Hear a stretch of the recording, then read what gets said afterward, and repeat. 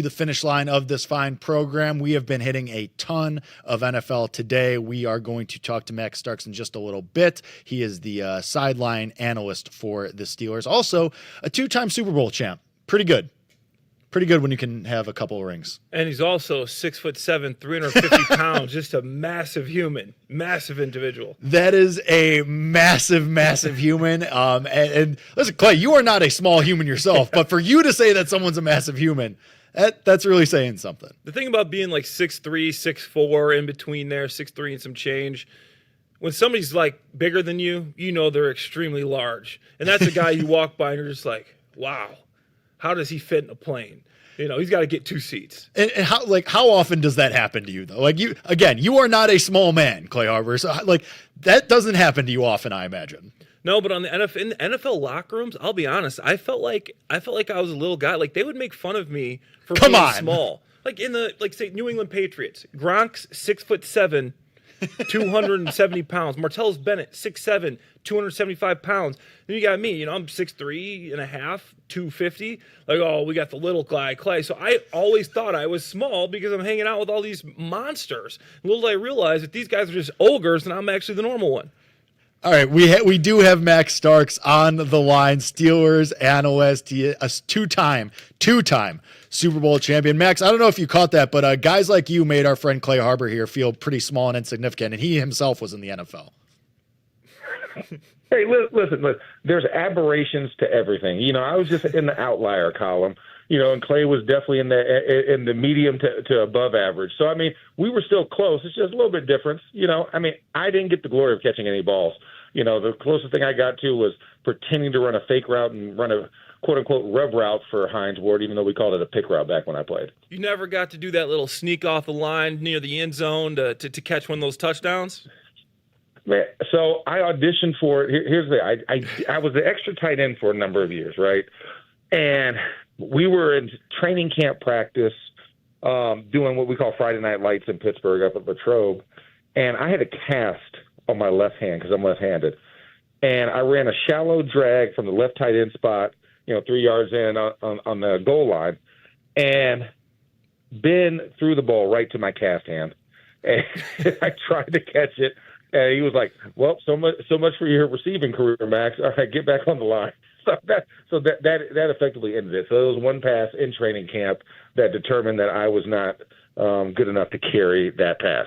Short-lived dreams of being a star receiver, Max. But you are the analyst. You're around the Steelers team. And speaking of catching and throwing passes, Aaron Rodgers now in Pittsburgh. He signs with the Steelers. He is in the building. And my first question to you, Max, is were you surprised by how long this took? Because I think we all kind of assumed this was going to be the case at some point. Anybody that you talked to over the last couple of months would say, yeah, well, Rodgers is really the only option, the only viable option that makes the most sense for the Steelers. Are you surprised it took this long, or did this kind of fit the timeline you had in your head maybe? You know, it's funny. Actually, I think this was actually a little bit faster than I anticipated. I gave it till the end of June before he would sign. So this actually happened a lot earlier. He gets into the vet mini camp and can really start to hit the ground running. You know, I looked at the whole situation. I understand there were some private issues, personal family issues he had to deal with.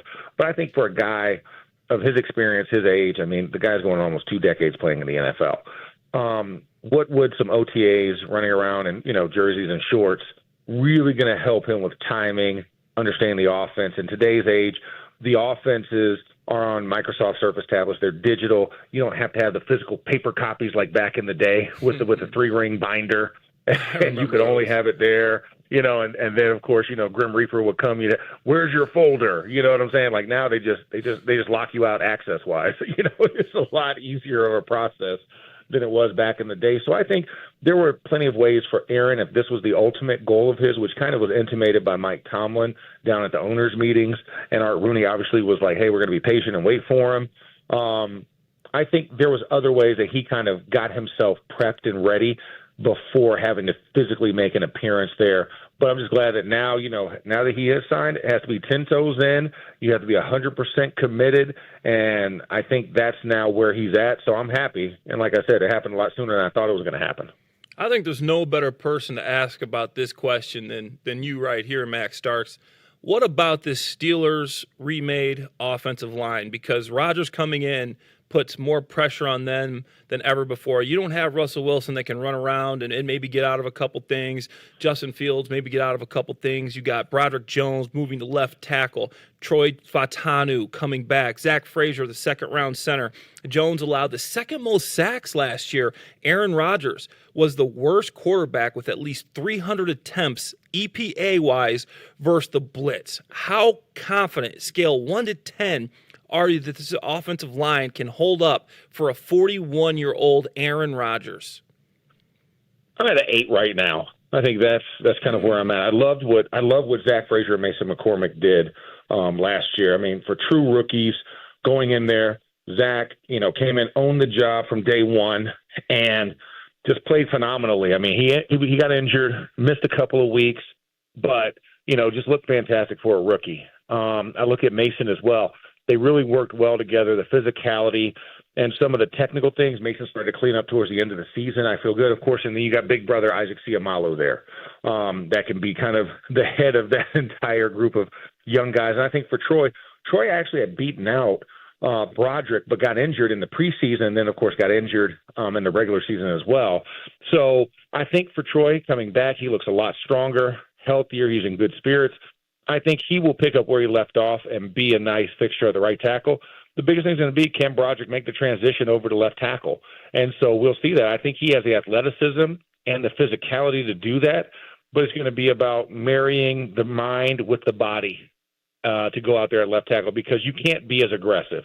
You have to be more technically sound and reserved as a left tackle versus a right tackle. Right tackle, you need to be a little more aggressive, more physical at the point. It's a predominant side that you like to run the ball to. So for him, I think that transition of coming back over there to a position he felt comfortable with should help him and should cut down on some of those sacks, pressures that he gave up at right tackle, because I think that was more of a departure from what he was used to. And now he gets to settle back into a normal position for him, something that he came into this league as a left tackle.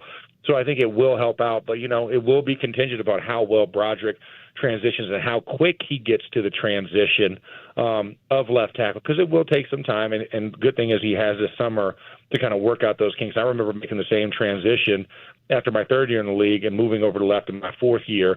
And, it's a little bit rough, but you can get to it, by at least the first 3 games of the season. Max, you mentioned Rodgers has to be 10 toes down. He has to be invested. He has to be, all in.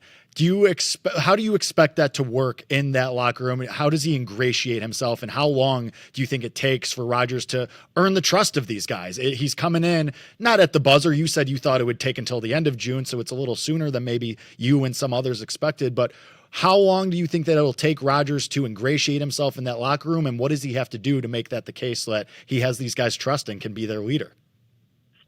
I think to come in there and own the moment, right? I think, be willing to listen to what Arthur Smith says in the meetings, to not make a stink and kind of try and figure out how each guy ticks. I mean, that was one of the things I think that allowed Russell Wilson to really come in really quickly and gain the favor of the team. Is he came in, ingratiated himself, and really wanted to spend one-on-one time to get to know his personnel. And I think if Rodgers does something similar, I'm not saying he needs to do as much, that Russ did, but I think he also needs to come in with that mentality that he's here to add to the team. He's not the team. And I think he's kind of had a little bit of that in the past, with years, towards the latter years of his time in Green Bay, and then, of course, his time in New York. I think he kind of has to depart from that and understand he's coming in to fit in. He's not the 27-year-old gunslinger that he was, when he won a Super Bowl. He's now aged more. He's going to have to rely more on his team around him. He's going to be asked to sling it, but it's going to be a modified role. He's going to have to rely on the run game. He's going to also, have to help his defense out when they're in a pinch. It's going to have to be more symbiotic of a relationship. So I think the faster he does that and kind of buys into the culture that the Steelers have, I think the easier it will be. And I think for the fan base, I think week 1 is their opportunity. If he can go out week 1 and beat his former team against a former quarterback that was here starting a year ago, like Red Rover with those two, I think he wins the fan base over by week 1, after week 1. So the Steelers were the the team that ran the ball the third most in the NFL last year. And once again, I think for the fourth consecutive year, they're the highest paid defensive team in the NFL. Do you see Rodgers coming in as maybe a changing of the guard, that they're going to go from more of that running team to maybe open it up and try to throw the ball around, especially to DK Metcalf a little bit more? I don't think you necessarily go away from. I think you kind of, I think the easiest way to make the comparison, I think you kind of look at what the LA Chargers are doing, right? Whereas Jim Harbaugh came and took over a mainly passing team that was accentuated by the run, and then he went all run to create play action, screen game, the short passing game, and you saw Justin Herbert's numbers really change. But I think it really helped show that they're trying to establish a physicality. I think we stick similarly with the run, but I think the passes become more effective. So you get more yardage, which leads to more points. So I don't think the volume will necessarily change. I think the accuracy and efficiency of the passing will change with Aaron versus what Russell and Justin kind of went through last season. And, of course, even before that with Kenny Pickett and Mason Rudolph. We are talking to Max Stark, sideline analyst for the Steelers, two-time Super Bowl champion as well. Pretty good. Max, I want to ask you, just what does this Rodgers signing do for you as far as your perception of the Steelers? Like, how does this change the goalposts for you? What were your expectations before Rodgers, and now how far do you think he can take this team, both from a win total perspective and if they get to the playoffs, how far can he take them? Well, I think Aaron Rodgers at QB probably gives you a plus of about 2 to 3 games. So this is a team already pegged at, I'm going to just say it, 9-8, because Mike Tomlin's never finished below 500. So who am I to go against, 18 years of data, or 17 years of data, essentially, and go against that? So I would say, looking at a 9-win team, I say now they bump up to about 11, possibly 12. Aaron Rodgers is going to have to go win you probably about 2 or 3 games in that spot where he's going to actually have to go from behind and push the point total over the opponent. So I look at that. I think he moves the needle in that direction. Not to say that Mason would not do a great job at quarterback as well if he's pressing to service, but I think the experience and the timing and what's around him and how that's developed, I think is better than what he had with the Jets. And I look at it and I say defensively, probably a little bit better. Definitely a very good comparison. But offensively, I think it's an upgraded offensive line. I think it's a better run game. And I think the receiving core as a whole has more potential and opportunity than what he had before. So I think that definitely gives him a boost. And he doesn't get frustrated with Mike Williams dropping 2 passes thrown right to his hands in a critical game in primetime football. I don't think that happens. I think you got a DK Metcalf. We'll see what Roman Wilson will be in year 2, miss year 1. Calvin Austin III obviously is a very good slot receiver for you. And, of course, you have Pat Freiermuth and Darnell Washington, 2 very big targets in the tight end game. So I look at that and I say that I think this gives him a better hold of being able to control the offense and be able to do more what Arthur Smith wants to do, but also allowing Arthur Smith to let Aaron Rodgers do what he wants to do. Max Stark, sideline analyst for the Steelers, 2-time Super Bowl champion, gave us a ton of great insight into the Steelers locker room. Max, thank you for the time, man. We really appreciate it. Appreciate it, Max. My pleasure, fellas. Y'all take care. Have a great weekend. Take it easy. That is Max Starks. Gave us a ton on the Steelers. And Clay, everybody that we've talked to today, it's all positive. Yeah, I think it is, man. It's been 9 years since they've won a playoff game. I think Aaron Rodgers is the guy to do it. He wants to go out in a blaze of glory, so he's going to do everything he can. Like he said, 10 toes down. So I'm looking forward to seeing what happens with this team this year.